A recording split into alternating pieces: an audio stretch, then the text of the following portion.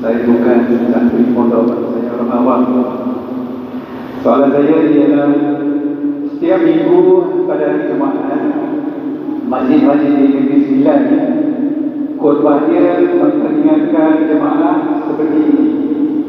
Tuan-tuan dan puan-puan, berpeganglah kamu kepada akidah Ahlussunnah wal Jamaah dengan kaedah manhaj Asy'ariyah dan Maturidi yang berpadukan Al-Quran dan Sunnah, dan kaedah akal yang berkabar. Jadi soalan saya untuk orang awam ni, kaedah akal yang berkabar itu bagaimana nak memahaminya? Terima kasih banyak. Terima kasih ya. Kalau di dalam kitab-kitab aqaid ya, di dalam akidah, dalil yang dibentangkan biasanya dalil akal. Dan dalil akal itu yang dibenarkan oleh semua orang. Itu akal muktabar namanya. Contohnya macam mana? Apa dalil wujudnya Allah? Dalil wujudnya Allah adalah adanya alam. Alam ini apa saja selain Allah kan alam. Kok boleh, kok bisa alam ini menjadi dalil wujudnya Allah? Ya bisa. Karena alam ini perkara baru. Apa buktinya kalau alam ini baru? Alam ini selalu berubah. Dinding-dinding ini berubah. Dulu asalnya ketika baru buat putih sangat bagus. Lama-lama berubah. Kita juga berubah pula. Asalnya dulu ya sehat, handsome macam mana. Sekarang ni ya sudah ada agak gemuk, agak mana ya. Kemudian semakin tua ya semakin keriput atau apalah. Artinya berubah. Setiap sesuatu yang berubah berarti perkara baru. Setiap perkara yang baru berarti asalnya tidak ada lalu ada. Setiap sesuatu yang tidak ada lalu ada pasti ada yang menciptakan, dan itu adalah Allah. Ini namanya dalil akal. Dalil akal dan muktabar. Artinya dibenarkan oleh siapapun. Siapapun membenarkan dalil akal macam ini karena benar. Makanya di dalam akidah, ya, di dalam akidah dalil akal itu ramai digunakan. Selain Al-Quran dan hadis, itu juga dalil akal yang digunakan. Itu namanya dalil akal yang muktabar. Itu contoh aja. Ada lagi. Tadi yang belakang tuh.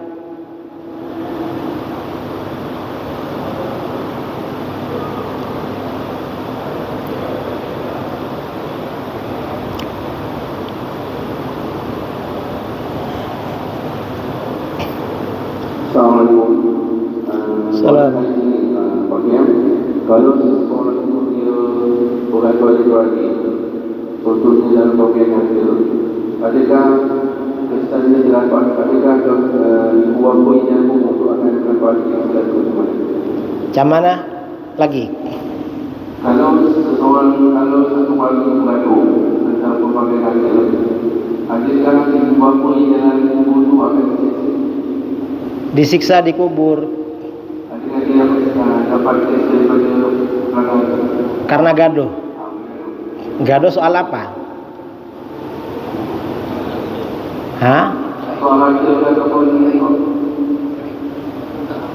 Harta warisan.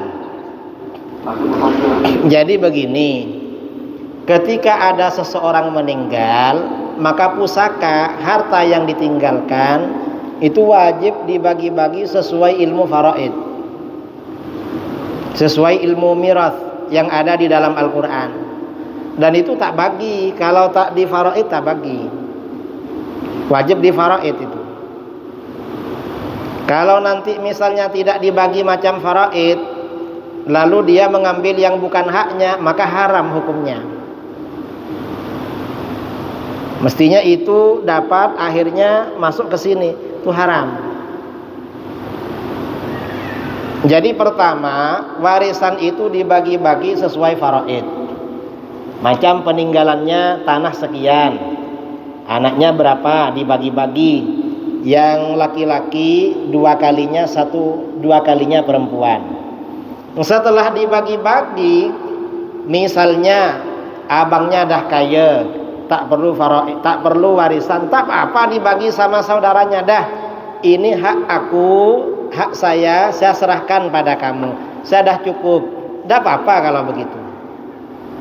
Jadi wajib dibagi-bagi dulu sesuai faraid. Lalu setelah itu kalau mau dibagikan disedekahkan sama saudaranya gak apa-apa. Kalau enggak ya bahaya, makan barang haram. Ya nanti ya diazab di alam kubur itu. Karena barang salah itu. Wong azab kubur ini jangankan itu saudara. Termasuk azab kubur tidak membantu orang yang dizalimi. Dari orang yang zalim itu diazab di alam kubur.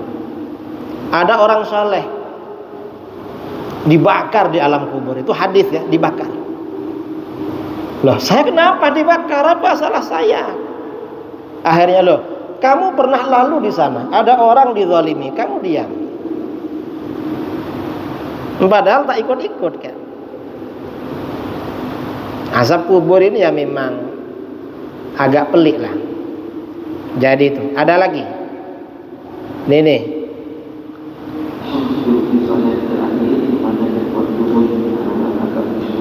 Soalan terakhir ya. Mungkin ini muslimah. Tak ada. Soalan terakhir.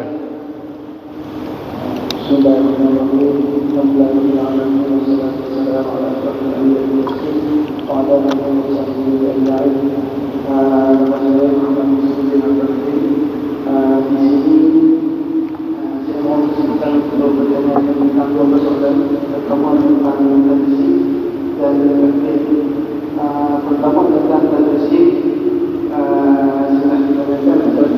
orang-orang yang berpegang dengan ajaran tradisi itu merupakan golongan yang musyrik yang sama-sama tidak diamalkan oleh Allah SWT. Dan adakah kesalahan itu artinya berkaitan dengan orang-orang yang berpegang dengan ajaran tradisi ibarat orang-orang yang mereka berhala di dalam pemikiran mereka? Itu pertama.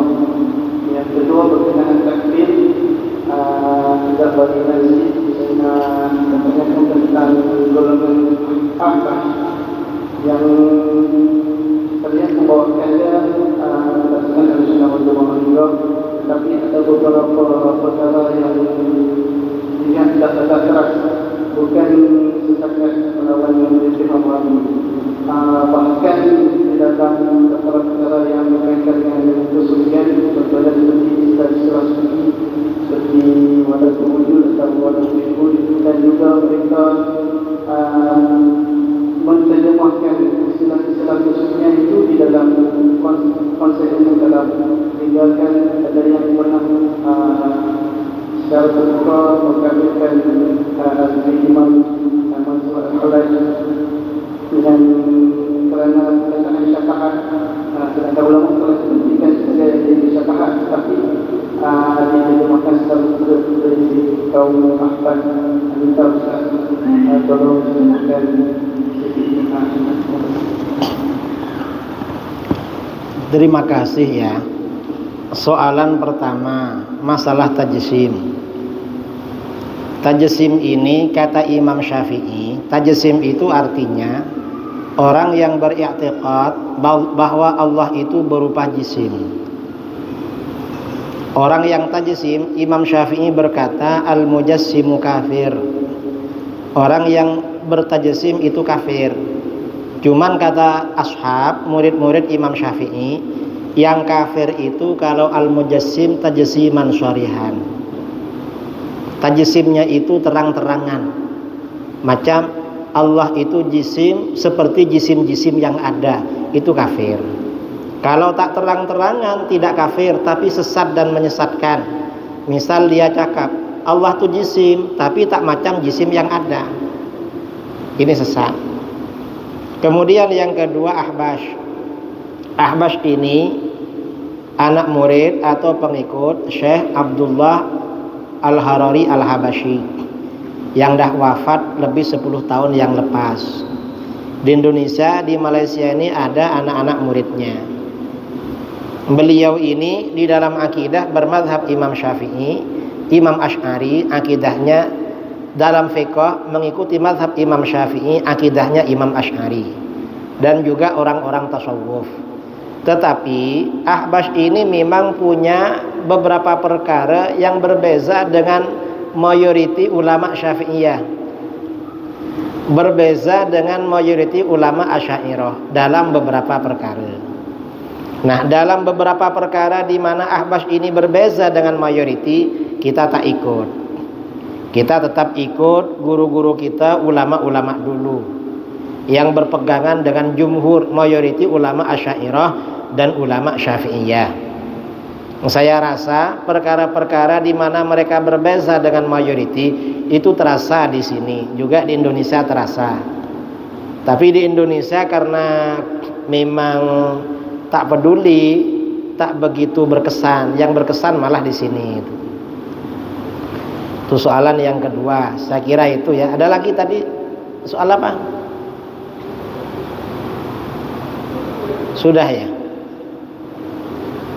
Sudah semua, karena semua soalan sudah kita perbincangkan, kita jawab semua. Mudah-mudahan apa yang kita bentangkan ini bermanfaat. Mudah-mudahan kita semuanya istiqamah di dalam akidah ahli sunnah wal jamaah ya.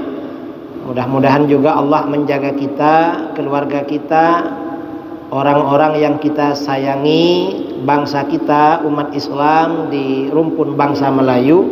Mudah-mudahan semuanya dijaga oleh Allah Subhanahu wa ta'ala dalam ahli sunnah wal jamaah. Saya rasa ini yang perlu saya sampaikan, karena ini dah masuk waktu zuhur. Dari saya kurang lebihnya mohon maaf. Wal afu minkum. Assalamualaikum warahmatullahi wabarakatuh. Waalaikumsalam warahmatullahi wabarakatuh. Terima kasih.